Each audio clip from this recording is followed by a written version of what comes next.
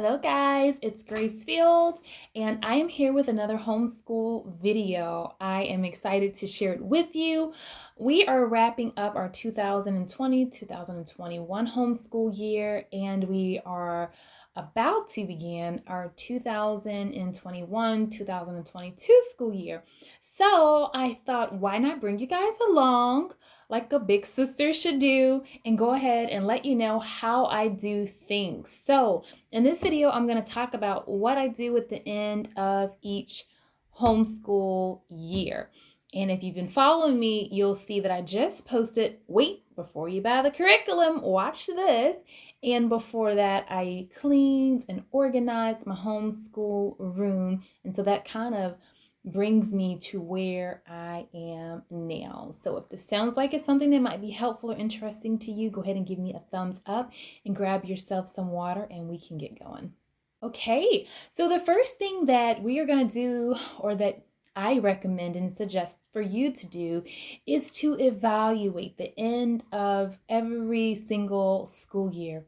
What did we love? What brought us so much joy? What was it that we showed up for every single time that we didn't miss a beat? What subject did my kids finish the entire book of and want more of?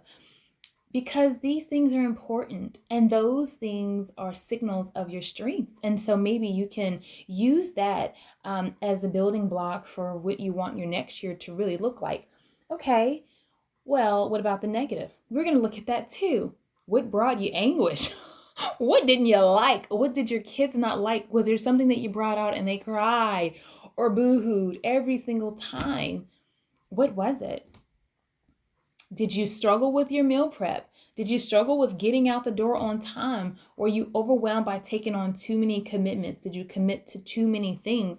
This is the time when you really can be honest with yourself and ask yourself these questions, because really it's gonna set you. Okay, let's talk about the second thing that I do at the end of every homeschool year. Clean and organize everything. Everything. That's what I did. I wiped down all the things, switched all the shelves, got everything where I wanted it to be. Now that gave me a clean slate, literally.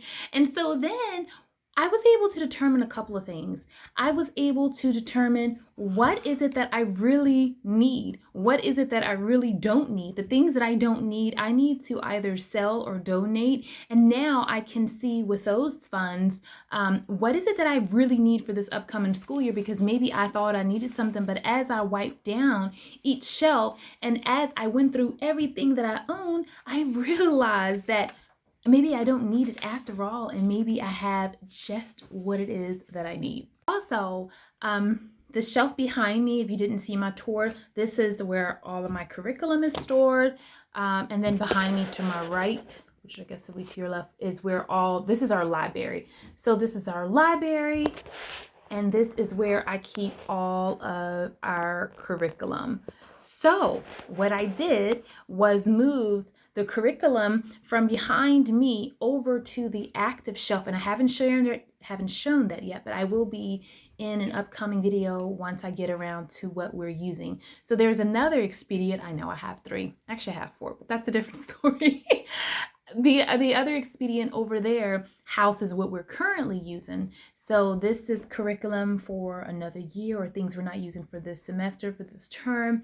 Everything over there are what we're actively using, and each child has a shelf where they can store their items. So what I did was, everything that was from last year got moved back over here. Everything that's coming for the new year got moved over here. So wiping everything down, deciding what's going with sand, and then swapping out the new years of curriculum. Okay, the next thing that I do at the end of each school year is I just take a break. Literally, I take a break. I refuel myself. I just have a time to give my brain, my mind a time to relax, to rest as much as possible with 5 children and other things, right? But the idea is that I want to have some time where I can be quiet and still and I can listen for the Holy Spirit's guidance and directions for the upcoming year. To be 100% honest and say, sometimes it is tempting to feel like I'm left behind. Everyone else has their videos out except me. Everyone else has chosen their curriculum except me. Everyone has their word of the year, or they're this or they're that, but me. But no, you have to wait. Wait until you know that you got it, because then you know that you got it. You right? You get it? You're gonna have a great year. You got it. Like, you've got it because he's got you. So you've got it. But if you do it on your own and just try to fit in and look this and impress people that you don't even know or care about, you'll really be out there hanging, and then you'll be flopping back and forth. And I'm not saying that we shouldn't change curriculum, but I am saying when you make a decision, you really should be sure of your decision so that you can stick with it as much as possible. I understand seasons and things change, but then that kind of gives some homeschoolers a bad name, and it causes problems in your marriage because your husband's like, well, you keep flopping from this to this and spending money on this and this, and that's not the best thing. So anyway, this is what I do at the end of every year. I evaluate what's going on. I clean and I organize everything. I switch my curriculum so I can decide what it is that I need from what I want or what I would like to try. And then I refill myself with